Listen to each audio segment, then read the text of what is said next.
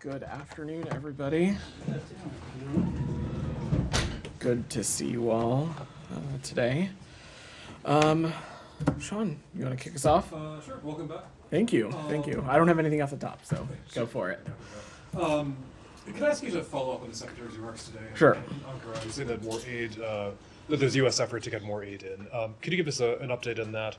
There's been some slowdown in the aid getting there. How optimistic is the U.S. for getting more assistance through Rafa? Look, I would echo what the Secretary said earlier today, that we continue to pursue this aggressively. We know that there continues to be a dire need for humanitarian assistance, and we're going to continue to work those efforts to ensure that that can happen. I would also use this opportunity to note that as of November 6th, approximately 476 trucks carrying humanitarian supplies had entered Gaza through the Rafa crossing.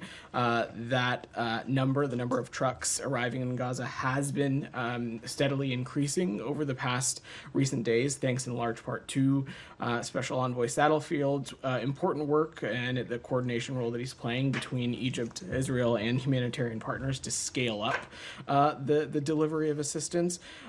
We also recognize that is not enough, and we know that that more is needed, and we'll continue to work with partners in the region, as the Secretary has been, so that we can work to increase and sustain assistance as this progresses. I'm sure there's follow-up on that, but on the Americans, that's another part of this equation. I think the latest figure we've heard was more than 300 U.S. citizens or green card holders or relatives. Do you have an update on how many Americans have been able to leave, and how many more might be still waiting to leave? So that continues to be the figure that we're tracking, that since November 1st, we've assisted more than 300 U.S. citizens, LPRs, and other eligible individuals to depart. We expect these numbers will continue to grow, and we'll have more updates as, of course, that progresses. And for impacted American citizens, we'll continue to remain in close touch with them as opportunities to leave to continue to present themselves. Go ahead. Can you update us specifically today on Rafa crossing? Is it in fact open today? And if so, why did it close? At whose instruction did it close over the weekend? So our understanding is that it was open today till sundown in the region. And as for the day-to-day updates of opening and closing, I'm just not going to get into that. Obviously, this is something the Secretary and Matt have spoke to as well, but it's important to remember that this is not a crossing we control, and so we're continuing to work in the region to ensure, one, that humanitarian assistance can flow appropriately into Gaza to help civilians, but also American citizens who are interested in departing are able to do so at the appropriate cadence that these crossings are open. We are in contact with U.S. citizens and their immediate family members and are keeping them informed of the shifting conditions. We're asking impacted U.S. citizens to not just keep an eye out for contact from the department, but also keep an eye out on the Palestinian General Authority Crossing and Borders Facebook page, where some of these lists are being updated on a regular basis about who's going to be eligible to cross or not. So there are reports that Hamas insisted it be closed in order to secure a commitment from Israel that it would not strike ambulances. There are reports that Hamas wanted to get assurances that wounded Palestinians could get out. Can you weigh in at all on the validity of those reports? I can't. I don't have any confirmation or assessment to offer on those. I think broadly, of course, we're doing everything we can to ensure that the impact on civilians is as minimal as possible, and we're continuing to coordinate in the region to assist impacted American citizens. Okay, just two quick other ones. Sure. Of the 476 trucks that you said entered since as of November 6th, did any of those go today? Were there any aid trucks going I out? don't have, for operational security reasons, Olivia, I'm just not going to parse into specific breakdowns beyond what I've shared. It had been the practice of the department to update us regularly on the number of trucks as we have more metrics to share, we certainly will be in a place to do so, but I'm not in a place to parse these more specifically at this moment. Okay, and one last one. Was the Secretary able to secure a commitment from the Israelis about fuel getting into Gaza? That has been a top concern. Hospitals facing shortages, if not completely devoid of fuel. Did the Israeli government make any commitment about the provision of fuel into Gaza? So fuel is obviously something that we are continuing to pay close attention to. It is urgently needed in Gaza. It plays a critical role in enabling the desalination and distribution of clean water. We understand that there are legitimate sensitivities around that, and so we're continuing to work through Special Envoy Satterfield and others and discussing directly with our Israeli counterparts, our Egyptian counterparts, and others of ways that we can allow fuel into Gaza in a way that will benefit civilians, but not potentially empower Hamas or be diverted in a way, in such a way. I have others, but I'll defer to colleagues. Two questions, if you don't mind. Yeah. So according to the state's website right now, we've got 70 countries at a level 2, 20 countries at level 3, and 20 countries at a level 4 travel warning, indicating that, you know, Americans are now either at increased risk or completely unsafe in 110 countries in the world. How concerning is that to the State Department? I would actually take issue with how you are characterizing our travel advisory warnings. They are not. They are assessments of what our recommendation is for travel to those regions, and then on specific countries, there are specific breakdowns of what those potential risk factors can be. Level 4, the highest level, indicates it is a country that we do not believe it is safe for American citizens to travel to. And you know, going down from 4 to 1. So it's a little bit more nuanced than the way I characterize it as Americans are either at an increased risk or they're unsafe in those countries, which is why State Department advises them to not travel there. That's correct. I still don't understand though your question. Well, the big picture is that there's 110 countries, right, which is, I think, more than half the countries that the U.S. recognizes around the world where Americans are at increased risk right now. Is that concerning? There are to the State a variety of factors that go into assessing what the travel advisory is for a specific country. Obviously, risk for violence, arrest, wrongful detention, public health factors. These are the many things that go into an ultimate travel designation. And when circumstances change in a particular region, as you saw us do for Israel and the Palestinian territories in the aftermath of the horrific October 7th attack, we will update our travel advisories to ensure that American citizens have the most up-to-date and best information possible. But I would not say that there is some kind of trend or anything like that. What this is about, each country is different. We make those assessments based on the in-country conditions, and we make sure that the American people have the best information possible. So is it not concerning overall? How would you categorize looking at the big picture right now? This isn't about the big picture. This is about the specific travel indicators and safety indicators in a specific country. And each country is different, and the circumstances in some countries are different than others. So this is not about the big picture. This is about assessments and indications that are in each unique country. And when those circumstances and those situations change, we adjust our travel advisory warning for that specific country. It is on a country-by-country basis. In some countries, it is even on a province-by-province, on a region-by-region basis. That is the specificity and the seriousness by which we take this. I understand what you're trying to ask. I just categorically reject that this is some kind of broad brushstroke trend line. This is about individual specific countries and the parameters that exist in certain countries that make them a level 1, a level 2, a level 3, or a level 4. Can I ask a quick follow-up on Sure. The aid question? Sure. How confident is the administration now that Hamas is not, I asked the same question last week, and the answer was that Hamas had not, as of that time, diverted or stolen any aid that had gone in through Rafa. Is that still That status continues quo? to be our understanding. There have been no reports of the diversion of aid. There's been no reason for us to believe that there's been a diversion of aid to Hamas, both the State Department and USAID, we have a robust process in place to mitigate that risk. We work collaboratively to vet partners in the region, to vet assistance partners and things like that, to ensure that aid directly or indirectly does not benefit Hamas or any other potential terrorist group in other parts of the world where we have aid as well. We take this responsibility to the American taxpayer incredibly seriously. Said, go ahead. Thank you, Vedant. Yesterday, the New York Times attributed to a U.S. official concurring with the figures that are stated by the health ministry in Gaza on the number of killed. This figure, as of today, is about 10,000 plus, including 4,000 children. Do you accept that figure? Do you concur with that figure?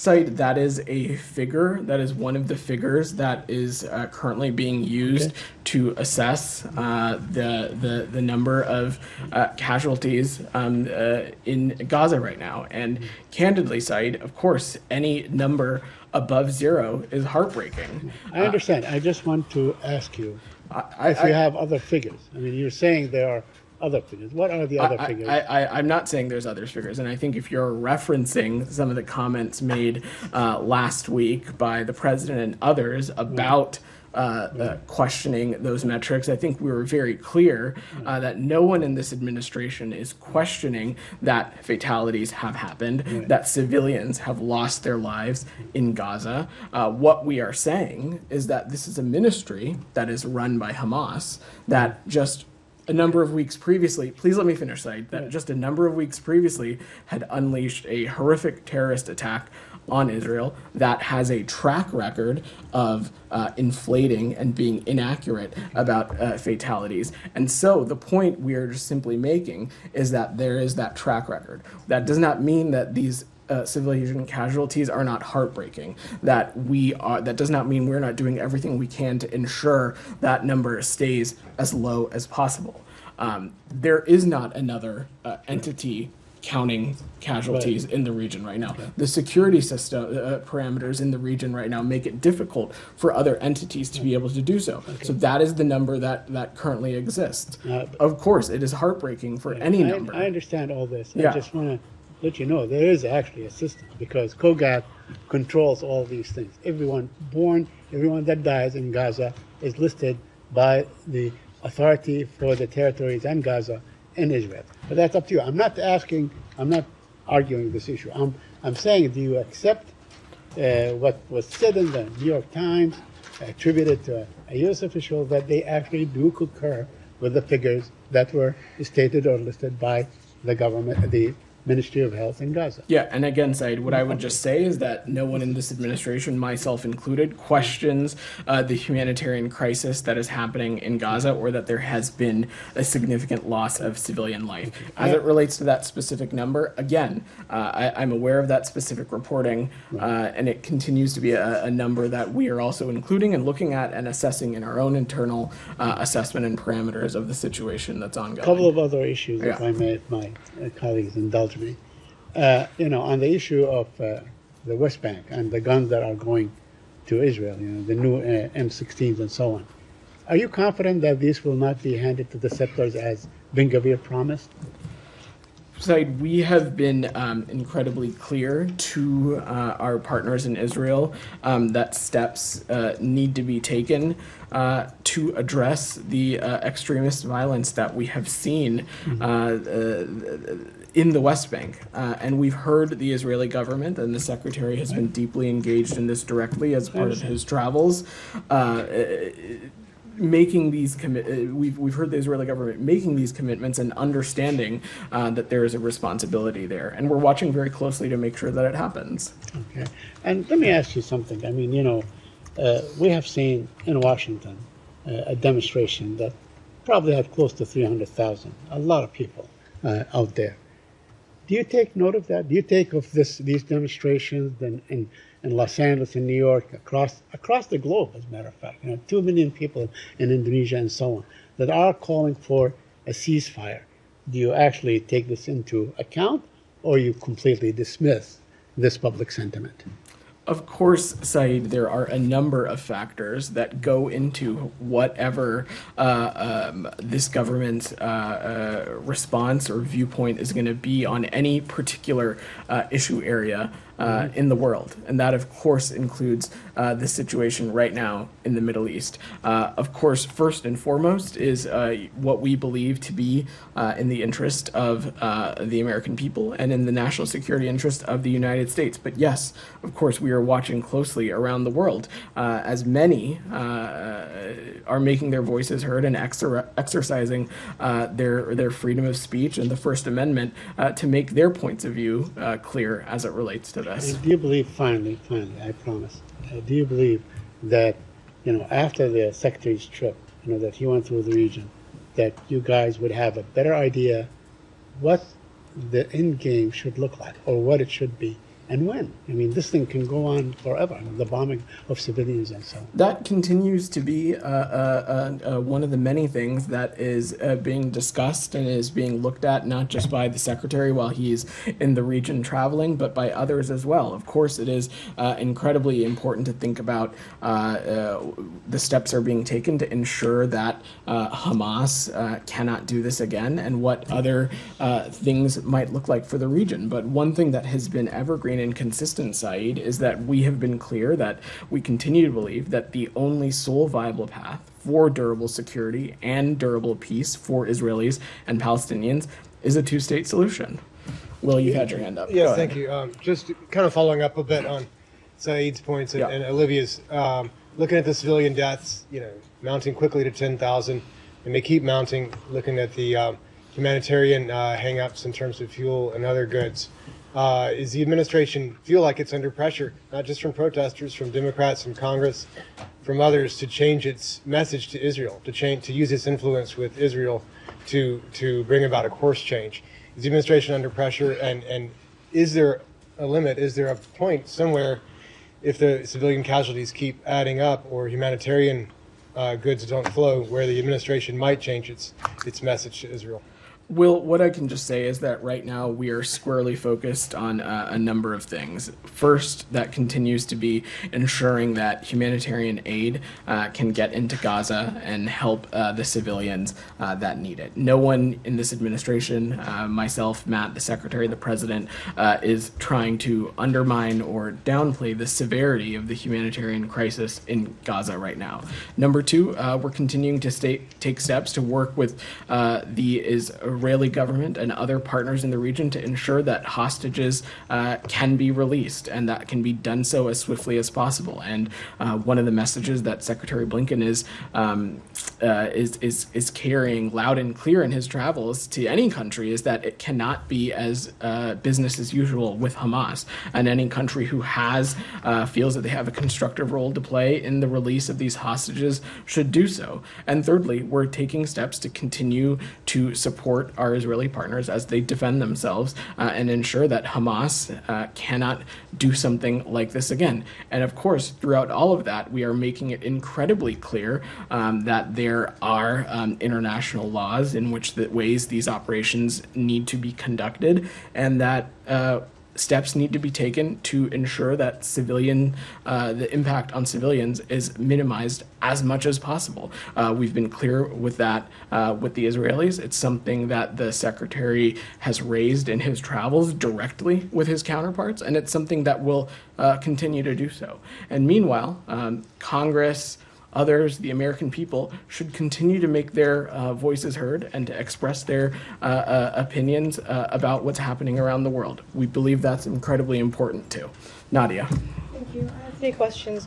The Jordanian Air Force managed to airdrop last night medical assistance to Palestinians in Gaza. Why can't the U.S. do the same? And you can add water bottles, for example, or food that can be dropped from the air. That it happens actually in many other conflict areas, like in southern Sudan, for example. That's my first question. I'm not going to speak to the specifics of the security parameters, Nadia, that would allow such an operation to happen or not happen. I just don't have the expertise to speak to that. So I can get back to you, see if we have anything additional. Something that the U.S. can happy to check, but what I will just note, though, that we have taken our responsibility as it relates to the humanitarian response incredibly seriously. As I said at the beginning of this briefing, 476 trucks have made it into Gaza through the Rafa crossing. We continue to do everything we can to ensure that additional humanitarian aid can get into the region. It's something that the Secretary is incredibly engaged on as well. And as you probably remember, in October, the President announced an additional $100 million in U.S. government support to continue to support humanitarian needs. Through USAID, we've also been able to provide pharmaceuticals and other medical supplies, and we have been, through the UN World Food Program, been able to distribute electronic food vouchers and others. I'm not at all saying that any of this is enough. As I've said, that this continues to be a dire humanitarian situation, and more is needed, and the American people and people around the world can expect the United States to continue to take these kinds of efforts. Yeah, because this operation apparently it was coordinated with the Israelis, so I guess it's doable for the U.S. Do you believe that that Israel, in this month-long war, with 10,000 civilian dead, 4,000 kids, 720 people being displaced, according to the last figure from the UN, do you believe that Israel has not violated any international law, humanitarian law, the Geneva Convention, with the staggering figures that we're citing today? We have been incredibly clear, Nadia, about the necessity of taking feasible precautions to avoid civilian harm. And we believe that that's especially true when it comes to children and refugees. Our viewpoint is that deaths are they're not just metrics, they're not just statistics, they're lost futures, they're lost dreams and lost potentials. We have said publicly and privately, dating back to October 7th, that Israel has every right to defend itself, to defend its security. We also believe very clearly, though, that it is important for Israel to differentiate between Hamas terrorists and civilians, even as Hamas continues to use civilian shields and Hamas continues to put their infrastructure and their rockets in places, in civilian areas, and have dug tunnels deep underneath critical civilian infrastructure in Gaza that has impacted protected sites like schools and hospitals and other civilian infrastructure. All of this is incredibly important, and all of this are things that we're raising directly with our Israeli counterparts. When the Secretary travels around the world and meets with people like Prime Minister Netanyahu and his counterparts, that's not just hyperbole. It's not just to put a readout in your guys' inboxes. It is direct hand-to-hand diplomacy, face-to-face, making these issues that are incredibly important to the United States, putting them front and center as we continue to navigate this region. Finally, just one last question, sorry. On the settlers' violence, there's reports that actually the Israeli government has been asking for a new shipment of rifles to arm settlers in the West Bank. And this has to be approved by the State Department, and I guess you have to inform Congress as well. How do you differentiate between the weapons that you provide to Israel, which is clearly the U.S. law says it cannot be used against civilians by any army, let alone by settlers who you considered illegal in the West Bank? So I'm not aware of that specific report, Nadia, but what I would just say is reiterate what I told Saeed. We are, while we pay attention to, of course, what's happening in Gaza, we continue to be incredibly concerned about what's happening in the West Bank as well, especially in the space of extremist violence. We have raised those concerns directly with the Israeli government, and we have heard from the Israeli government that they are going to make a commitment on dealing with extremist violence more effectively. And that's something that we're going to continue to pay close attention to. But as your specific, of this specific report, I'm not tracking. Michelle. Thank you. I have a couple of questions, if you don't mind. The New York Times first reported that U.S. officials have sent messages to Iran and Hezbollah to say that the U.S. would be prepared to intervene militarily against them if they launched attacks against Israel. Can you confirm this report, especially that Iraqi Prime Minister visited Tehran after hours of the Secretary's visit to Baghdad? So I'm not going to speak to, first I would say any notion that a message has been sent is categorically false. That is not true. But from the day one of this administration, Michelle, we have been clear-eyed about the many threats that are posed by Iran. And since these October 7th attacks, and even prior to that, we have used a combination of deterrence, pressure, and diplomacy to continue to counter Iran's destabilizing activities. And we continue to be clear-eyed about that, and we'll take appropriate steps in the region as we need to. And second, what's your assessment for Hezbollah Secretary General speech, and do you take his threats seriously? We're aware of his speech on Friday, and I'm certainly not going to engage in a war of words from up here. Look, we've been clear about this, that the U.S. does not seek to escalate or widen the conflict that Hamas has started against Israel. We and our partners have been very clear, and the Secretary has been very clear about this message on his travels. Hezbollah and other actors should not try and take advantage of the ongoing conflict. We don't want to see this conflict expand into Lebanon or across the broader region. The likely devastation for the Lebanese people would be unimaginable and entirely unavoidable. And do you take his threats seriously? We take, of course, any threat against the region seriously. It's why the United States has reacted in the way that it has, ensuring that we're taking steps to protect our personnel and our partners in the region. You've seen the Pentagon make a number of announcements about the assets that they have moved into the region since October 7th, and so we just refer you to them for anything additional. And my final question is... I'll come back to you. Let Michelle finish. Go ahead. Are you still concerned that the conflict may expand to the region? It is something that we're continuing to pay close attention to, and it's something that we are warning any country in the region as well as partner countries to take whatever steps they can to ensure that this does not spread. Go ahead. Thank you. The public is wondering why United States still refusing ceasefire.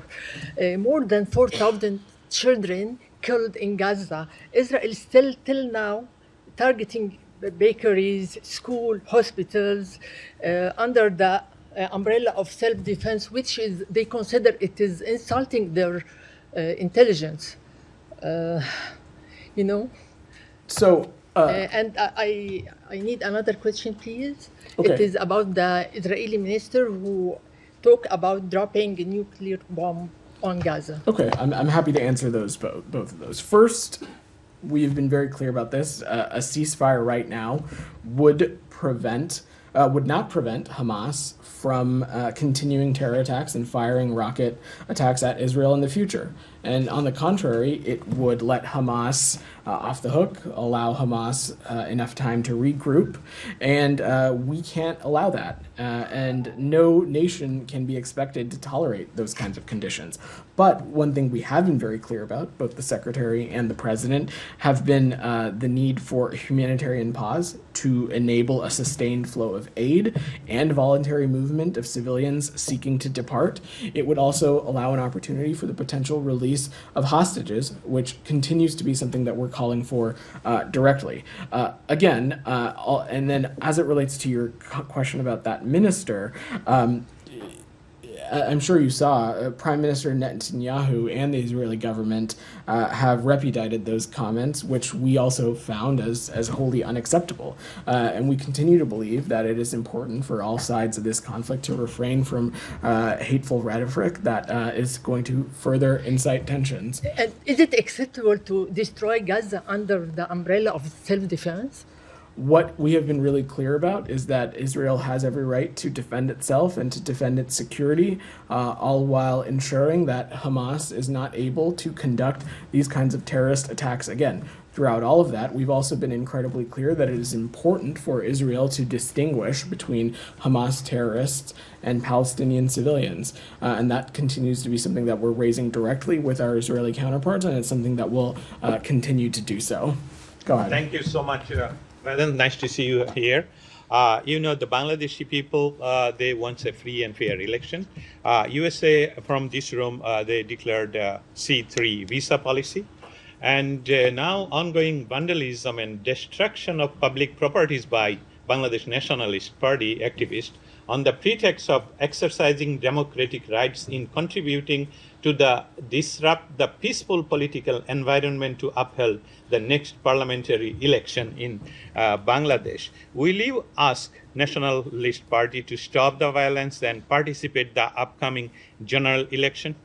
And I have another one. We continue to closely monitor the electoral environment in Bangladesh leading up to this January's election, and we take any incidents of violence incredibly seriously. We are engaging and will continue to engage with the government, with opposition parties, with civil society, and other stakeholders to urge them to work together for the benefit of the Bangladeshi people. Thank you so much. And I'll be, Peter has the Honorable Ambassador in a really difficult situation. Last week, the Nationalist Party leaders, they bring an U.S. citizen to their head office on the camera to declare that he is the advisor of President Biden, and he has everyday connection with 10 to 15 times with President Biden. And then another party leaders, BNP leader, is calling Peter Haas as an avatar, as a rescuer for the Nationalist Party. Will you categorically deny this claim from the Nationalist Party, please? Thank you. I've not seen that report, and I'm going to be honest, I really have no idea what you're talking about. So let me just say this. Just to give you... please don't interrupt me. We have an incredibly talented team at our embassy in Dhaka, led by an experienced ambassador who is well-versed, not just working in Bangladesh, but also the broader region largely. And as I have said, we are closely monitoring their electoral environment in Bangladesh leading up to January's election. Thank you so much. Go ahead, behind Sean. No, sorry. In front of you. Thank you. Yeah. Going back to Gaza and the Sure. situation there, so the unequivocal support the U.S. is showing for Israeli self-defense. How does the U.S. plan to address the disproportionate responses and ensure that U.S. military aid does not exacerbate the situation, the crisis in Gaza? And I also have a follow-up, which is about the humanitarian work. What are you doing? What steps are you taking to hold accountable all the parties who obstruct the delivery of a humanitarian aid? Well, let me take your second question first. So first, as it relates to the Rafa border crossing, which continues to be a key conduit for the flow of humanitarian assistance into Gaza. The fact of the matter and the ultimate and unfortunate truth is that this is not a crossing that the United States controls. And so the tools at our disposal are to continue to work with the region, with our Israeli partners, with the government of Egypt to ensure the flow of humanitarian aid is possible. As I said at the beginning of this briefing, 476 trucks carrying humanitarian assistance have been able to enter since November 6th. We know that is not enough, and one of the reasons, one of the things that the Secretary is discussing on his travels is ways in which the United States can continue to bolster its humanitarian aid and support the civilians in Gaza who need some of this help, and that's something that we're going to continue to look at from all angles and pursue lines of efforts in whatever way we can. Earlier last month, the President announced $100 million in additional funding to support humanitarian efforts in Gaza. We'll continue to work those lines of efforts as well. And to your first question, again, I will reiterate that we have been clear with our Israeli partners that while they defend themselves and defend their security, it is incredibly important that they distinguish between Hamas terrorists and Palestinian civilians. This is something that we will continue to raise with them directly, and will continue to engage and conduct in the diplomacy that is required to make that clear. But again, it's important to remember that no country would be able to condone the kind of terrorist attacks that were unleashed on Israel on October 7th. And it is, of course, Israel's responsibility to distinguish between Hamas terrorists and Palestinian civilians. And so we'll continue to raise that directly with them. Olivia. Can I please to this Yeah. question of humanitarian pauses, Yeah. because for all of the directness with which the United States has confronted the Israeli government on this, the clear answer from Prime Minister Netanyahu over the weekend is that there will be no pauses unless and until Hamas releases all of the hostages. I'm assuming that's not within the realm of possibility in the immediate term, but correct me if I'm wrong. And if it isn't that a pretty clear rejection of consistent and clear U.S. asks in the course of this conflict? I don't think that these circumstances and these situations are black and white necessarily, Olivia. We will continue to raise publicly, privately, directly with our Israeli partners what we believe to be avenues to allow for humanitarian aid to get into Gaza to support the Palestinian civilians who need it. And of course, Israel will continue to conduct and make assessments about this operation as they are the ones doing so. But the president, the secretary have been very clear that a humanitarian pause allows, is an opportunity to allow for the sustained flow of aid and the voluntary movement of civilians who may wish to choose to depart. This is something that the secretary raised directly on his travels, and it's something that we'll continue to work at through our diplomacy. What is a pause? I mean, is there like a legal definition for, a pause? We know what a ceasefire is. There are legal grounds for that. What is a humanitarian pause? Is it like 5 hours, 10 hours? What is it in your view? That is something that would need to be determined through this process. In Is our there a view, legal Said, definition for a pause in the fighting? Said, I'm not going to assign a timetable or an assessment like that to it. What I will say in our view is that a humanitarian pause is an opportunity that will allow for the enabled flow of humanitarian aid into Gaza, that will allow for the voluntary movement of civilians seeking to depart, and potentially create an opportunity and an avenue for the release of these civilian hostages who continue to be held and being detained by Hamas terrorists. But respectfully, on that point, so despite all of the public and private appeals by the U.S. to the Israeli government, it appears they're going unheeded, right? Again, we're not going to get into the specifics of our private diplomatic conversations. What I will just say is that this is something that we're going to continue to raise directly with our Israeli partners. And oftentimes, some of this diplomacy is best left behind the scenes. Go ahead. Thank you, Vedant. A follow-up on the international law question, because on Saturday, an Israeli airstrike killed 4 children and 3 siblings of my colleague from Anadolu, Mohammed Alalul. Their house was just completely destroyed when an Israeli airstrike targeted the Al-Maghazi refugee camp. They were, of course, among the other thousands of other Palestinians who were killed. You have been calling on Israel to act in line with international law and minimize harm to civilians. But does the U.S. Do you think that calls from the U.S. to Israel have been, insufficient in terms of forcing Israel to act in line with international law? Again, I'm just not going to get into the specifics of these ongoing diplomatic conversations that are happening. We have been incredibly clear with our Israeli partners that civilians need to be protected, that they need to distinguish between Hamas terrorists and Palestinian civilians, and we believe that we will continue to raise that, and we'll continue to raise that directly with our Israeli partners. Yeah, you have been saying that for a while, like civilians needs to be protected. But I think millions of people around the world are waiting for a clear answer from the U.S. to that question, because you have been giving an unconditional support to Israel. The question is, does the U.S. support Israel's such actions, or are you concerned by them? We believe that Israel has every right to defend itself and to defend its security. We believe that what transpired on October 7th is not something that any country in the world would be able to accept. And it is incredibly imperative that steps are taken to ensure that Hamas can't carry out these kinds of attacks again.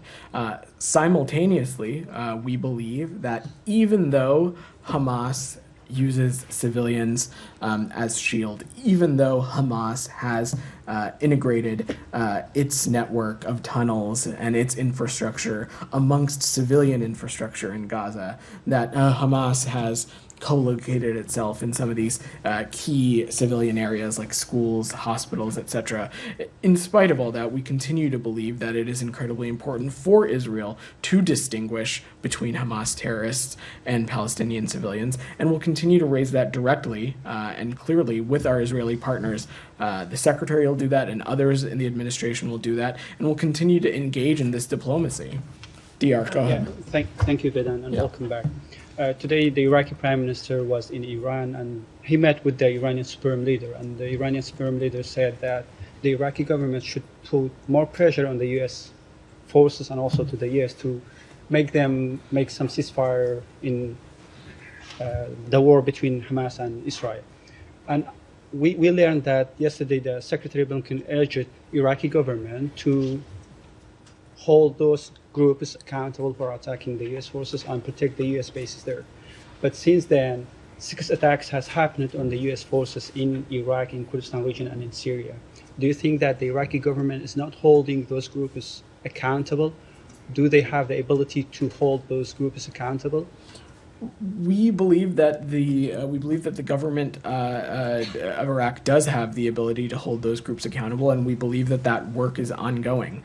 The Secretary, as you said, urged Prime Minister Sudani to do that, and in that it was incredibly important to continue holding these groups who have been targeting U.S. personnel in Iraq accountable. They also talked about a number of other issues, including the ongoing conflict between Israel and Hamas, as well as steps that can be taken to ensure that this conflict does not spread into Iraq as well. One follow-up. Why you didn't announce the Secretary's visit to Iraq? Were you concerned about any incidents happened during his visit to Iraq? And even when he visited the Iraqi green zone, he was wearing a bulletproof vest. I'm just not going to get into the security parameters that go into planning and announcing the Secretary's travel. Sam, go ahead. Thank you. President Lula of Brazil recently joined a growing list of world leaders condemning Israel, not just simply for war crimes, not just simply for crimes against humanity, but for genocide.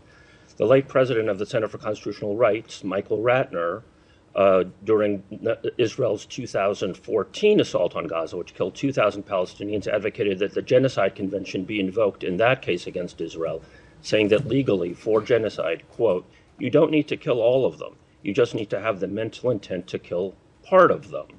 Craig Mokhiber, who just resigned as director of the New York office of the UN High Commissioner for Human Rights, noted that intent, usually the hardest part of genocide to prove, isn't in this case. He wrote in his resignation letter, quote, explicit statements of intent by leaders in the Israeli government and military leave no room for doubt or debate.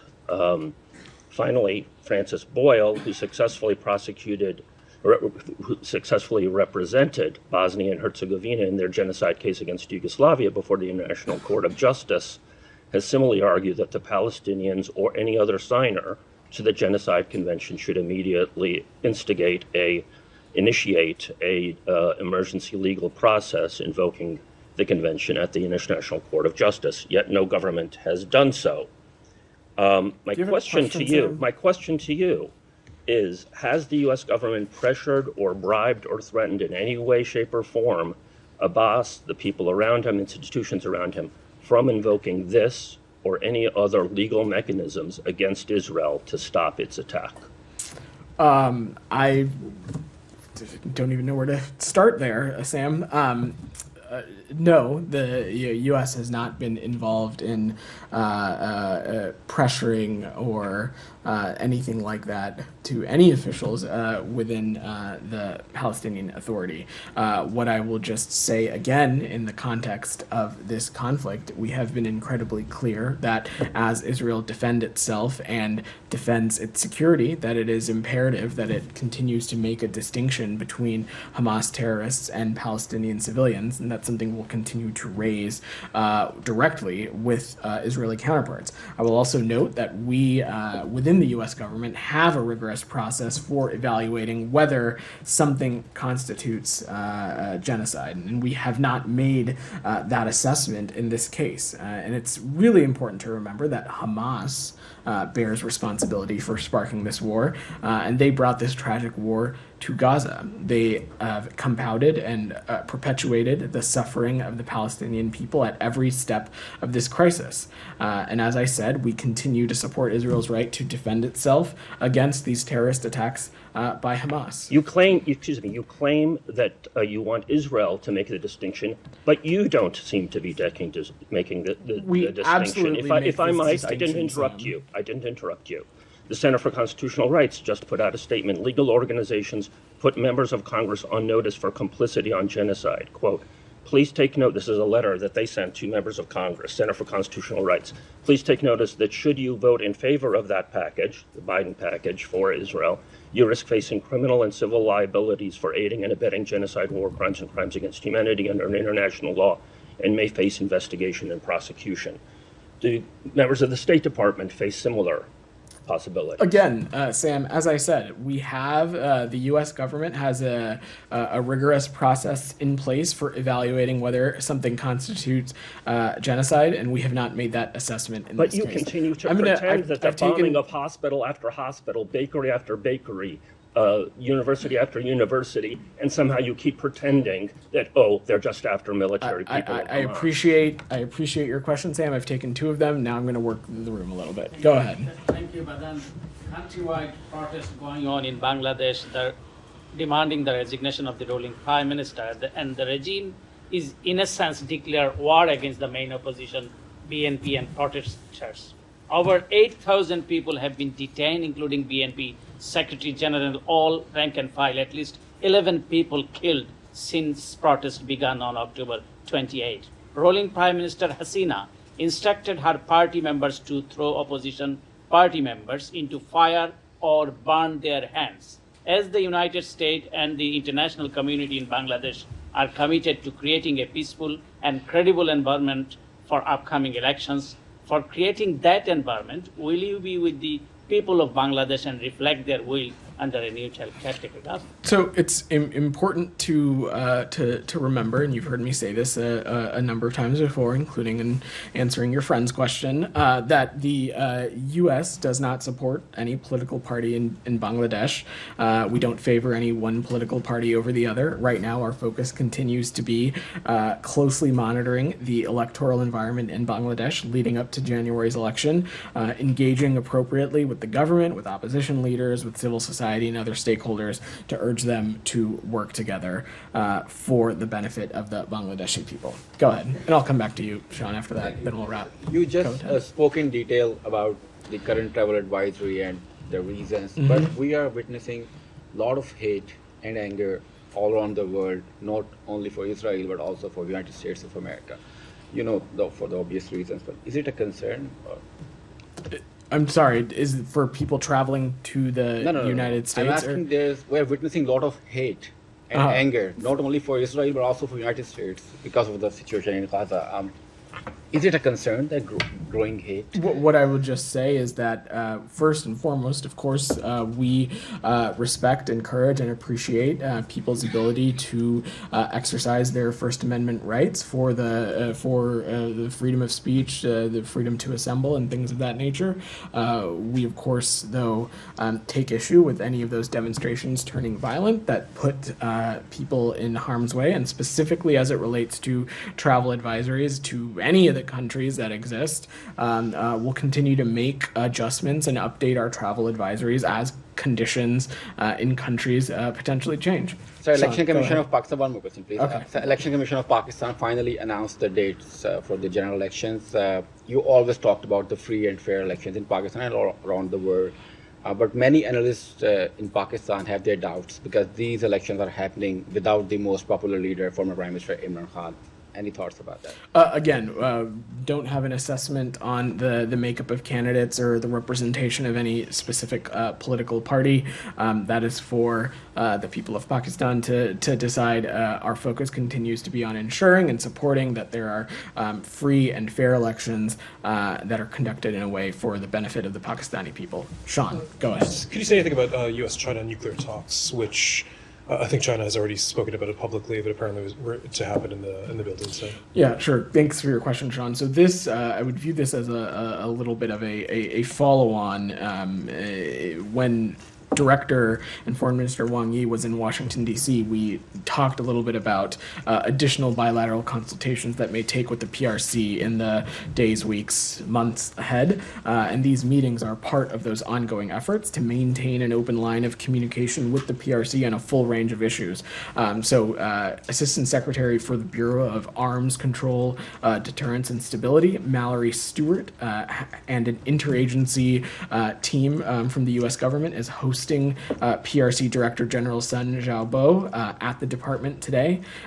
We have continually called on the PRC to substantively engage on arms control issues and reducing strategic risk. And this engagement will continue efforts to responsibly manage the relationship and ensure competition does not veer into conflict. And I think we'll have more to share on the contents of that meeting once it's concluded. Just ask briefly, does this relate at all to New START and the ideas of perhaps bringing China into New START?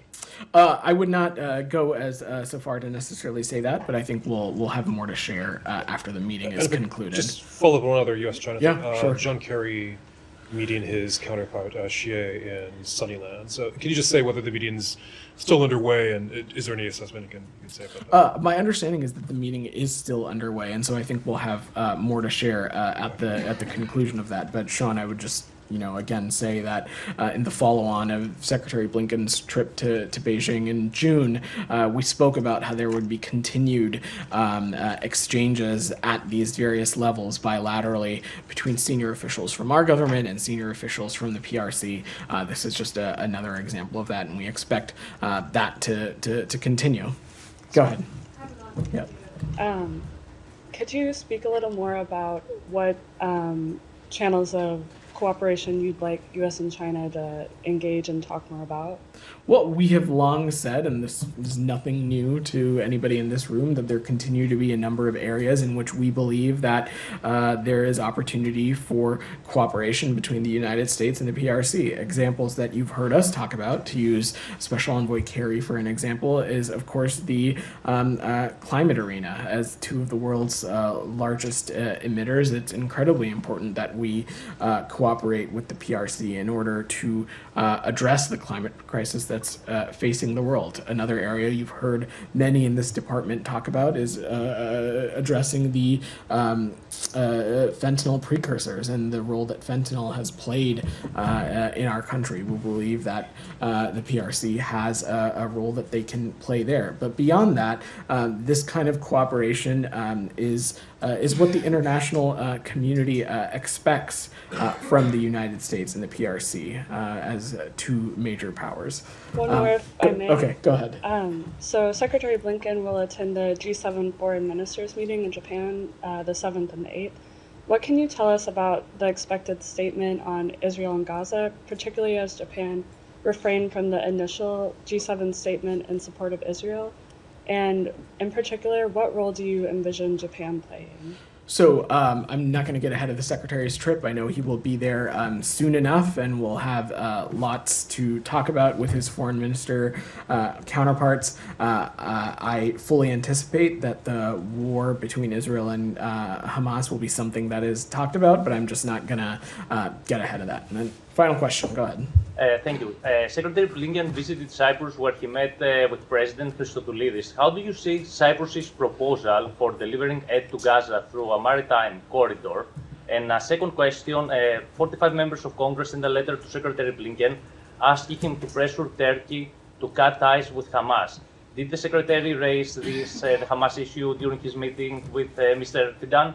So we have been very clear to any country that it can no longer be business as usual with Hamas, and the Secretary has been clear about that in all of his engagements. And on your first question, I've not seen that specific report, but we take our responsibility seriously about ensuring the access of humanitarian aid and make sure that that flow continues into Gaza, and so we'll continue to work at that. All right, thanks everybody.